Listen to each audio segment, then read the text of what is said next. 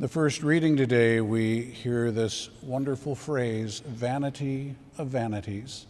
All things are vanity. Now that sounds like a guy with a really bad attitude, but it's not. This is written by the wise man as he is looking at his life and recognizing that he has spun his wheels. And for what? Everything that he's worked for, he realized he's going to die. It's all going to be left behind, and somebody else who didn't work for it is going to have it. All these things that he thought were so critically important to have, and they really aren't. The Lord tells us the same thing in the gospel. He says, "Take care to guard against all greed, for though one may be rich, one's life does not consist of possessions." Now, if that's not a point that people in America need to hear, I don't know what is. Because possessions is what we are all about. Materialism, greed, money. For what? What do we need it all for? I think about this in a couple of different ways. Remember reading some books back when I was younger. When I actually had a little time, I used to love to go to the Boundary Waters. And after I had been there half a dozen or so times, I was reading these books about the Boundary Waters. I wish that I had read them before I went the first time, because the guy explained me perfectly. He said, the first time you go to the Boundary Waters, if you haven't ever been there, you have what they call Duluth pack. It's a humongous backpack. You put all this junk in because you have to portage. He said the first time you go up there, you pack about 150 pounds of junk in it. It's like, yep. And he said when you get home and you unpack it all, you realize you didn't even use half of what was in there. I said, yep. He said then the second time you go, it'll be about 100 pounds of stuff. I said, yep. And you get back and you realize you didn't even use half of that. The third time it's 75 pounds, and the fourth time it's 50 pounds. And he said eventually you get to the point where you realize you're going to be out in the wilderness and there is really not a lot that you need. Very little, in fact. And it makes me stop and think oftentimes, like, how much stuff do we really need? If you ask the average person today, what is it that is absolutely essential? Number one, they're going to tell you that blasted phone that they are attached to. Not one single person on the face of the earth before 2010 had one of those. Not one. In other words, from the beginning of time until 15 years ago, no one on the face of the earth had one of those blasted things. And now, we can't live without it. Really? I guess there was no humanity until 2015 or 2010 or whenever it was that the first cell phones came out. No, well, not but the first smartphones, as they call them. It's like, really? We have made these things into little gods. Which, by the way, a warning for all of you, and they are making no bones about what they are intending to do. So just a warning, don't do it. The next phase, as they call it, of human evolution is going to be to implant something in your brain so that you can be connected directly to the internet.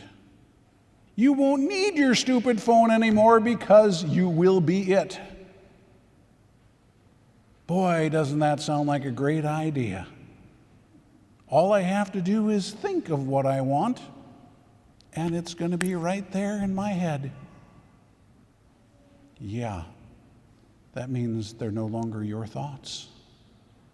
That means you no longer have free will. That means you've given the government total control of yourself. There is no evolution in this nonsense. This is something that is a willful change. and it will no longer be human.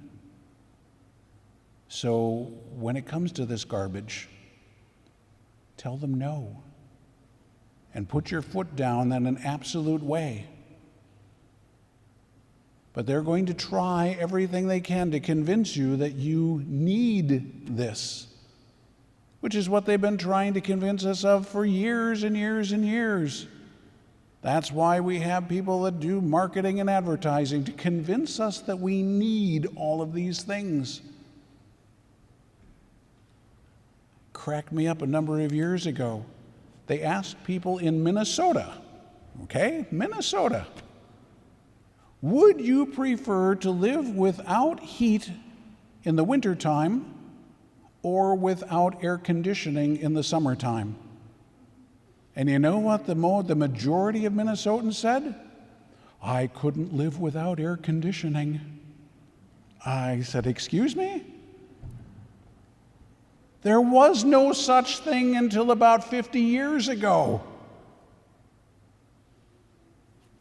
And we would rather have air conditioning in the summertime, because a few days of the year it gets really hot, and we'd rather do without heat in the winter when it's 20 below zero. Aren't we brilliant? I mean, really, you got to think about this. So, how much do we really need? What do we really need? Told you the story before. We had a priest living with us when I was over at St. Agnes. He was from Ethiopia. Wonderful man. He lived in a monastery over in Ethiopia. They didn't have things like electricity. He came to America to take care of a community here in the Twin Cities. And he found this fascinating thing in the kitchen that was called a microwave oven. He had never heard of one before in his life. The microwave broke one day. The rest of us couldn't have cared less. He couldn't live without it. He literally went to his church, got the microwave out of their parish hall, and brought it back and put it in the kitchen because he couldn't live without it. He had never seen one just a few months before that. So again, you look at this and you got to ask yourself, what have I been convinced that I absolutely must have? Most of it we don't really need. There is very little that we really need. And the saints have always told us, as long as you have food and shelter and clothing, you're okay. But how many of us would actually believe that? And even if we look at it and say, well, yeah, but shelter, I mean, it's got to be fancy. Look at history. You've got these really, really wealthy people that build themselves massive mansions,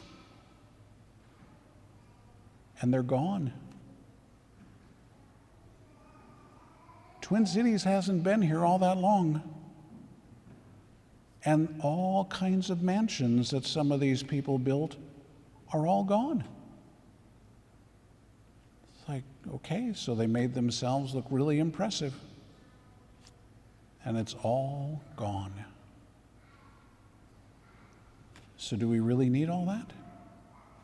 Do we really need a closet that's as big as somebody's bedroom because we have that many clothes? How much do we really need?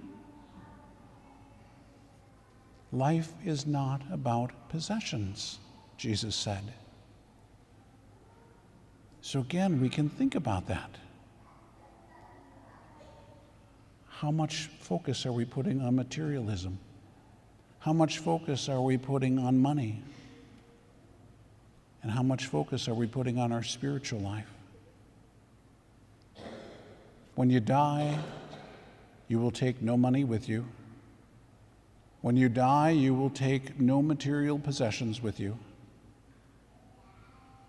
But when you die, you will take your spiritual life with you. So ask yourself, if you were to die today, what do you have to show to the Lord? St. Paul tells us that we are to put our focus not on what is of earth, but on the things of heaven, because we are in Christ. Is that where your focus is? If you stood before the Lord today, would you be able to say, here's what my spiritual life looks like? You are the number one priority in my life. What I have been looking forward to all my life is to be with you for all eternity. Or will we look at Jesus and say, well, my focus was on making more money and getting more materialism and all this stuff, and I really didn't pay any attention to you or the spiritual life or anything else because that wasn't important to me. And all those things that were important, where are they going to be? Left behind, because you can't take any of it with you. I was thinking about it today. I thought, look at the names of streets and buildings and so on. How many people even know who these people were? There's streets named after people from however many years ago. Do you know who they are? For our young people, I remember when I was a kid, on WCCO radio, there was a couple of guys named Boone and Erickson. Out in Brooklyn Park, there was Boone Avenue. So they built a new street that was crossing Boone Avenue, and they called it Erickson Street. They had this big thing because it was the intersection of Boone and Erickson. Does that mean anything to anybody who's young here? Didn't think so. Never heard of them, have you? But they've got streets named after them because they were radio personalities. They're gone. Nobody knows them. Their fame, their fortune, whatever, it's still there on a street sign. And nobody knows who it is. So none of that stuff matters. That's all I'm trying to say. None of it matters. Because it's all going away. That's why St. Paul is telling us, focus on what matters. That's why Jesus is telling us the same thing, focus on what matters. What our world tells us matters, and what our Lord tells us what matters are just the opposite. And we like to keep up with the Joneses. We like to think that we need all of this stuff. And a lot of it, there's not anything necessarily wrong with it, but we really don't need it. So just something for each one of us to ponder. Where really is my focus? Where is my heart? Because Jesus said, where your treasure is, that's where your heart's going to be. What's your treasure? What's most important to you? Yes, we live in a society where you need to have money to pay the bills and so on. I'm not saying that you shouldn't have anything, but I'm saying what's really most important. That's what we have to be concerned about. If what's most important is your family and your faith, you're doing fine. If what's most important is making sure that you have a fortune to give to your family, we've got it in the wrong place. Simplicity is really what it's all about.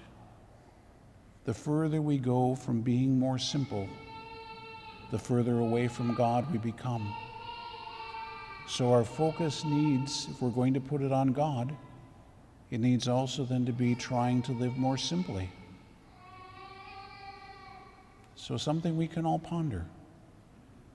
When you think about all the advertisers and all the marketing people telling you that you need this, think critically about it. Ask yourself if that's really true. If I've made it thus far in my life without this, is it really necessary to have it now? Probably not. So put your focus where it belongs. Jesus talked about what's going to happen. He said, for those who store up treasure for themselves but are not rich in what matters to God. So what matters to God? You, your soul. That's what matters to God. And therefore the growth in virtue, loving God and loving neighbor, having faith, having hope, having charity. Those are the things that matter to God. Living a holy and virtuous life. That's why St. Paul said, put to death the parts of you that are earthly so that you can live a holy, spiritual, heavenly life. Put your focus on the things of heaven, not the things of earth. That's the challenge for us. When we look at it that way, then we look at all these things of earth and we say, vanity of vanities. It's all vanity. It's all going to be left behind. The only thing that matters is our focus on Jesus Christ.